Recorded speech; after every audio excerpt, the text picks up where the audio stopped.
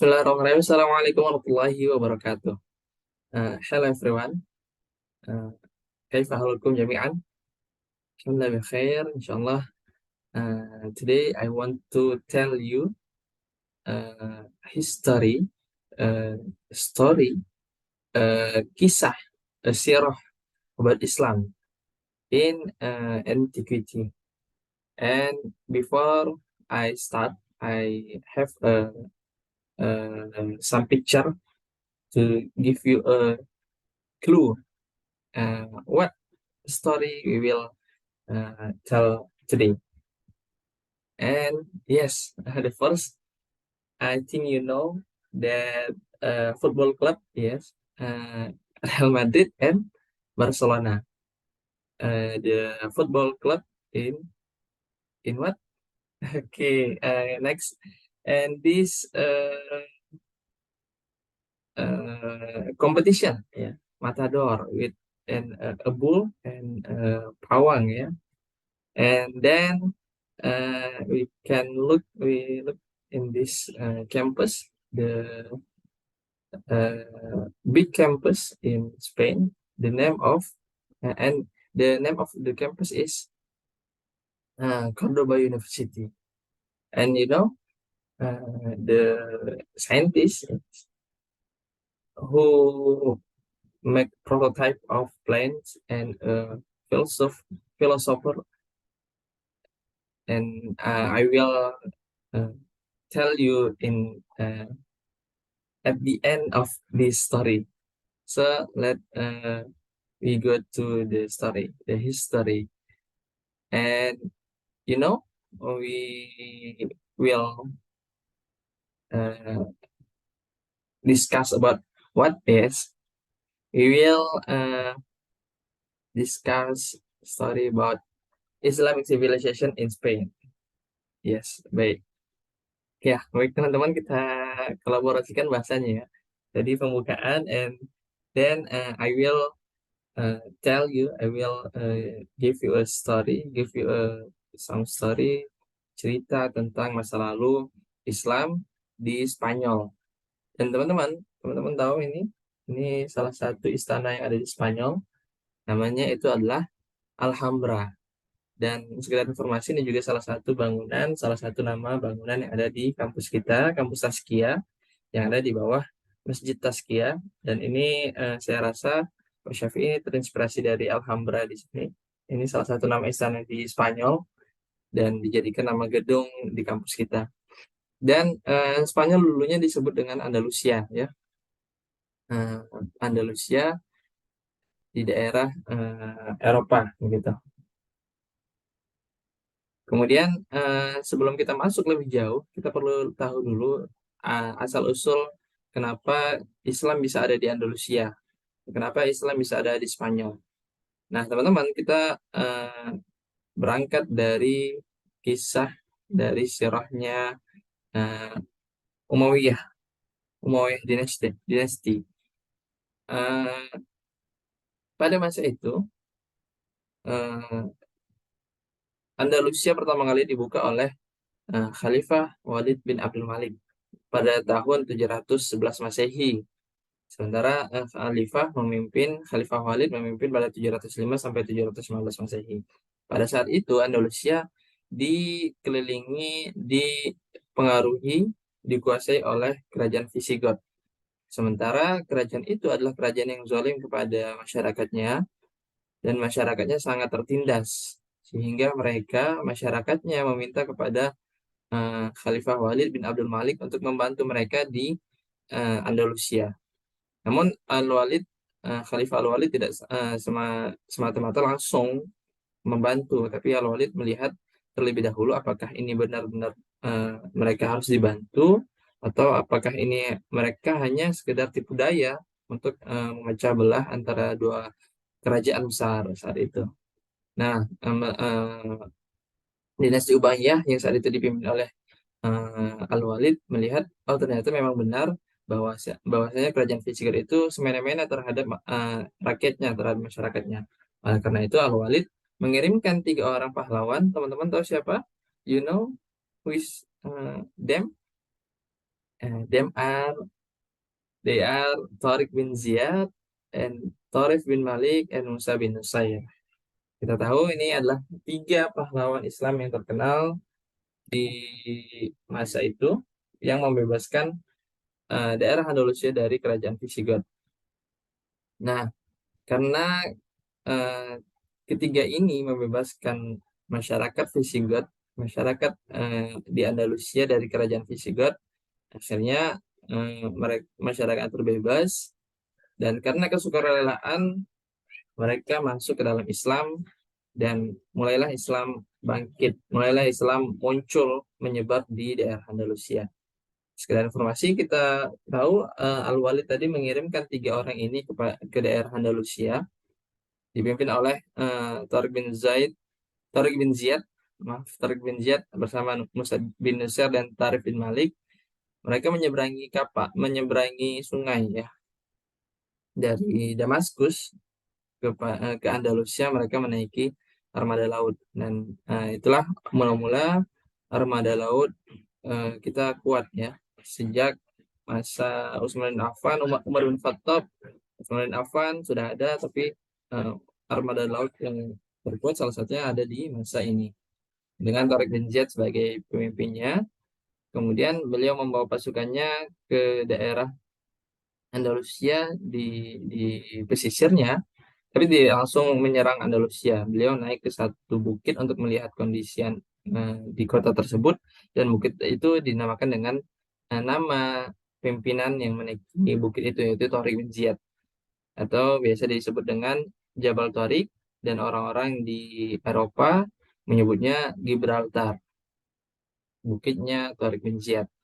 Dan karena kekuatan atas izin Allah, Tariq bin Ziyad, Musa bin Nusar, dan Tarif bin Malik memenangkan pertempuran di Andalusia, dan orang-orang masyarakat Andalusia tertarik, simpatik dengan Islam hingga akhirnya mereka masuk karena toh Islam tidak memaksa mereka untuk masuk ke dalam Islam.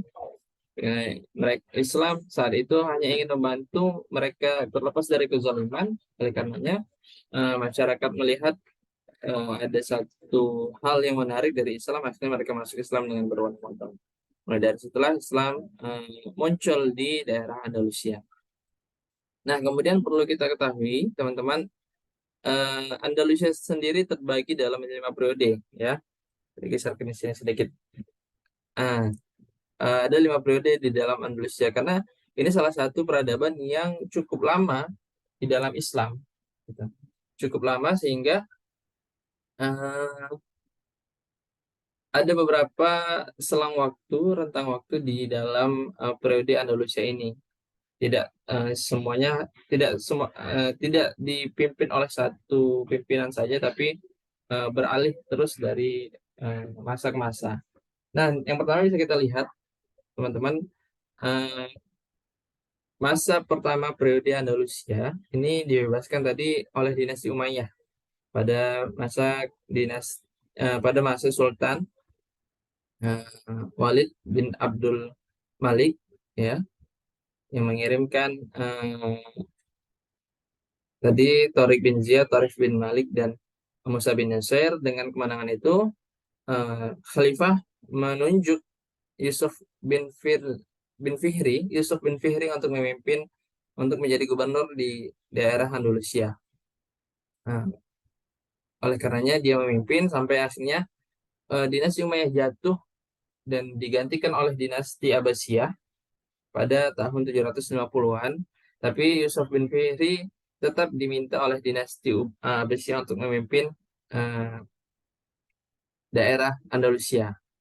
Namun ada salah satu uh, keturunan Umayyah yang selamat daripada pembantaian, daripada uh, pelemahan, daripada perebutan kekuasaan itu, yaitu bisa kita lihat Abdurrahman Ad-Dakhil. Abdurrahman Ad-Dakhil ini adalah salah satu orang keturunan Umayyah yang selamat dari dinasti Umayyah, dari dinasti Abbasiyah yang menyerang dinasti Umayyah saat itu, pergantian kepemimpinan. Akhirnya ia berhasil selamat, dia pergi ke Cordoba, ya, ke Andalusia yang saat itu ada di Cordoba pusatnya. Kemudian dia mengambil alih kepemimpinan Yusuf bin Fihri untuk akhirnya diambil alih oleh Abdurrahman I atau biasa disebut dengan Abdurrahman Ad-Dakhil. Kemudian setelah saat itu ia mengganti pemerintahan segala macamnya menjadi pemerintahan Umayyah II atau biasa dikenal dengan Umayyah II. Dan inilah masuk zaman kerajaan of Cordoba, Kingdom of Cordoba. Kemudian sembari berjalan ada sekitar 8, 9 sampai 10 sultan. Terjadi perang saudara di tahun 1009 Masehi sampai 1013 Masehi. Akhirnya pecah perang saudara. Setelah perang saudara tadi pecah, menghasilkan kerajaan-kerajaan kecil yang ada di Andalusia. Ada kerajaan Toledo, ada kerajaan Sevilla, ada kerajaan Zaragoza, dan beberapa kerajaan-kerajaan kecil lainnya. Akhirnya eh, masing-masing kerajaan memimpin wilayahnya dan memimpin rakyatnya saat itu. Berlangsung selama dari 1013 Masehi, 1013 Masehi sampai 1086 Masehi. Akhirnya ada dua dinasti kuat yang muncul dalam perjalanan, ada dua dinasti kuat yang muncul dan memimpin kembali, menyatukan kembali Andalusia dalam satu kepemimpinan. Yang pertama ada dinasti Morabitun dinasti Morabitun atau biasa disebut Moravid dinasti pada 1086 atau 1086 Masehi sampai 1143 Masehi. Kemudian setelahnya digantikan oleh Al-Muwahhidun dinasti atau dinasti Al-Muhad biasanya disebutnya. Dari 1146 sampai 1235 Masehi. Nah, jadi dua dinasti ini kemudian akhirnya pada periode kelima berganti lagi dinastinya ke dinasti Ahmar atau pemindahan juga kekuasaan sebelumnya di Cordoba menjadi pusatnya di Granada. Dinasti Ahmar ini biasa disebut dengan dinasti Mor gitu ya. Berlangsung berlangsung dari 1232 Masehi sampai 1492 Masehi. Pada mulanya dinasti ini cukup baik, tapi akhirnya terjadi pelemahan-pelemahan yang terjadi di dinasti tersebut hingga akhirnya dinasti tersebut akhir dari Islam di Andalusia, dari kejayaan Islam di Andalusia. Kita bisa lihat di sini ada peristiwa penyerahan kunci kerajaan dari yang teman-teman bisa lihat di sini. Ini ada Abu Abdullah, Sultan Abu Abdullah, dan kemudian di sebelah kirinya ini yang putih ini ada Ratu Isabella, dan yang merahnya ini ada Raja Ferdinand. Mereka menyerah kepada Prancis saat itu, akhirnya menyerahkan Prancis apa Inggris begitu ya, menyerahkan kunci kerajaan kepada mereka, dan saat itu akhirnya Islam hancur. Islam terakhirlah di masanya Bo Abdul saat itu. Nah, adapun pelemahan-pelemahan terjadi saat itu adalah karena yang pertama kehidupan bermewah-mewahan dan eh, kejumudan orang-orang Muslim saat itu, melihat kondisi sudah nyaman, kemudian apa-apa sudah enak, akhirnya mereka lemah dan mereka tidak lagi memproduksi ilmu kemajuan, memproduksi teknologi dan lain sebagainya, sehingga tidak mampu menyaingi orang-orang kafir yang saat itu malah berlomba-lomba mereka bangkit dari keterpurukannya. Oleh karenanya eh, itu juga salah satunya, mereka lemah dalam agama juga, mereka lemah dalam pengetahuan, ditambah lagi dari luar invasi orang-orang musyrik kuat kepada dinasti eh, Mor saat itu, akhirnya mereka hancur dan tenggelam. Kemudian terjadi lagi pembakaran-pembakaran buku, pembakaran-pembakaran Quran, kemudian kekerasan-kekerasan terhadap umat Islam saat itu. Akhirnya Islam hancur dan tinggal sejarah Islam yang ada di Spanyol. Nah, teman-teman, ini sedikit eh, apa namanya ya, peninggalan Islam yang ada di Spanyol. Teman-teman bisa lihat di atas nih, Mezquita of Cordoba. Ini adalah masjid This is mosque in antiquity, zaman dulu, yang akhirnya setelah Islam hancur di situ dijadikan gereja oleh kerajaan pada saat itu, oleh Raja Ferdinand dan Ratu Isabella. Teman-teman juga bisa lihat di sini. Nah, di sini lihat ada Madinah Az-Zahra. Ini adalah salah satu perpustakaan terbesar, salah satu tempat menuntut ilmu orang-orang Muslim saat itu, juga tinggal reruntuhan-reruntuhannya saja.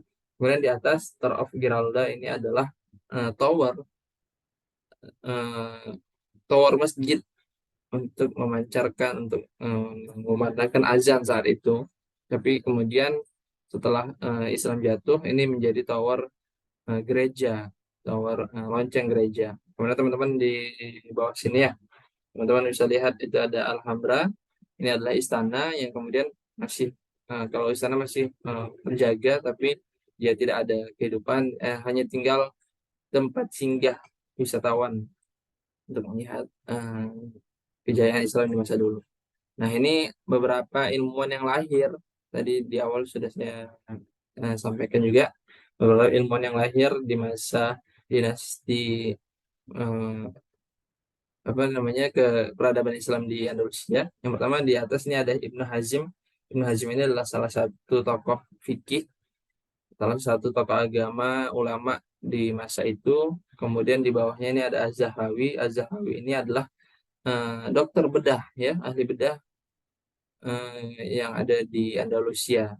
Dan orang-orang eh, Eropa, orang-orang Barat banyak berguru kepada Az-Zahawi tentang kedokteran, begitu. Kemudian di atas ini ada Ibn Rushd.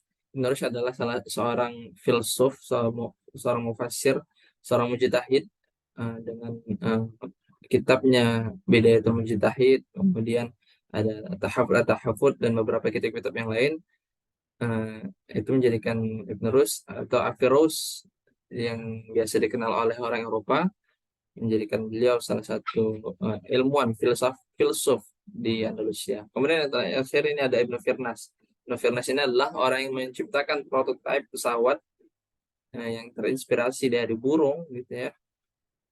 Kemudian terinspirasi dari Quran juga, hingga akhirnya ia mencoba untuk terbang dengan sayap buatannya ini. Hingga akhirnya ini juga yang akhirnya mengilhami Wright bersaudara untuk menciptakan pesawat. Dan itulah teman-teman sedikit ya gambaran Islamic civilization in Andalusia, and we can grow up, we can uh, find more uh, civilization in Andalusia. So di akhir ini kita sama-sama mari kita renungin bahwasanya ternyata Islam pernah berjaya selama 7 sampai 8 abad, teman-teman. Namun akhirnya karena kejumudan kita, karena akhirnya merasa sudah nyaman dengan keadaan ini, kita tidak ada memproduksi keilmuan baru. Sementara untuk menjaga peradaban tadi harus dengan ilmu, dan untuk memunculkan peradabannya juga dengan ilmu. Dan keruntuhan peradaban pun karena keilmuan, gitu ya, karena sepele dengan keilmuan. Maka dari itu sama-sama kita sebagai generasi Muslim, sebagai pemuda Muslim, untuk sama-sama belajar lebih giat, jago di dalam bidang kita masing-masing, untuk akhirnya bisa membangkitkan Islam melalui apa yang sudah kita pelajari, apa yang kita kuasai, insya Allah. Demikian dari saya, semoga dapat bermanfaat, dan mari sama-sama kita uh, selami lagi sejarah-sejarah Islam yang ada di dunia. Bila itu, Assalamualaikum warahmatullahi wabarakatuh.